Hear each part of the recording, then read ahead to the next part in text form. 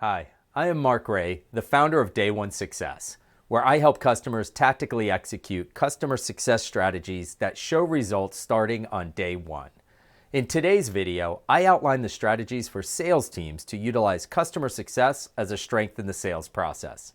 Let's get started. Using customer success to your advantage in the sales process will lead to your customers having a better understanding of their return on investment. They will be better informed of how your team will be partnering, driving outcomes through the adoption of your product. And with these strategies, you will illustrate for your customers the value of your customer success organization. So here are 3 strategies you can utilize to strengthen your sales process with customer success. Number 1, you have to understand 100% what customer success is at your organization, how it operates, and how your customer success team executes their craft. You have to understand the complete post-sale customer journey, from a solid transition from sales all the way through meetings with customer success long before your renewal. Think about it this way. You need to be able to illustrate the complete post-sale journey in one slide and convince your future customer they have a clear path to a return on investment. To do this, you need to clearly understand how this journey is executed and the outcomes your customers will achieve at each step. Some key areas you will want to dive into. First, does your customer success team have a clear success plan for each customer? Also, what is the onboarding phase like? What activities will be sequenced during the onboarding phase? And what is their commitment? Next, is there a distinct implementation phase? Many complex products require a complete separate implementation phase. And also, how is training structured? What training resources are available? Training is always a huge value add. And last, how is support introduced? Because many times the support team is not introduced at the outset of the post-sale journey. By understanding the complete post-sale journey, you can better tell a story about how your future customers will be successful with your product. But that is not the only benefit of ensuring you know the full post-sale customer journey. You won't be left in a support or post-sale management role.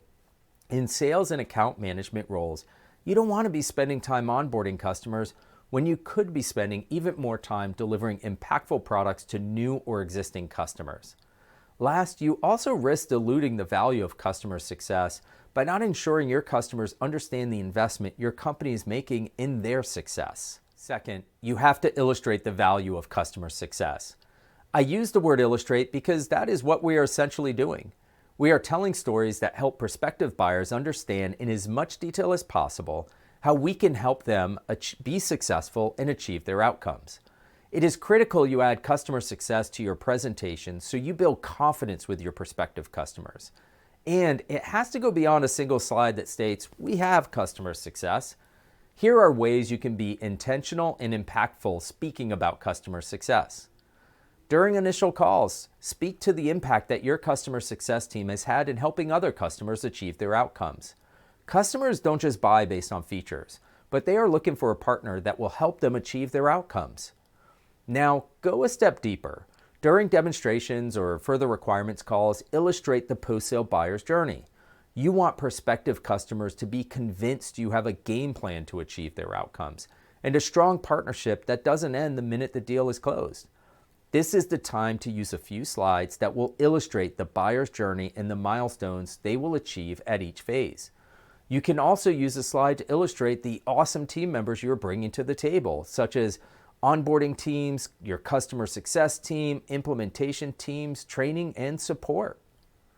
Also, as part of your narrative, you want to illustrate that your team will be accountable for your customers' success and that you will hold their team accountable. And yes, I did say hold their team accountable.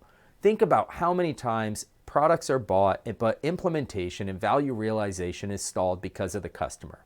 By having a plan that clearly articulates milestones and timelines, you can help them see their own path to success. Having been in professional services and customer success functions for 20 years, I can attest that giving customers a time box window will help them make better time commitments to the project. Third, you have to make customer success a priority. You now understand the value and outcomes that your customer success team brings to the table, and you have a more compelling offering you can communicate to prospective customers. Now it is time to make customer success a priority, and this is critically important if you have sales activities beyond just the initial sale, such as a renewal. And you can do this in multiple ways. First, stay engaged with customer success.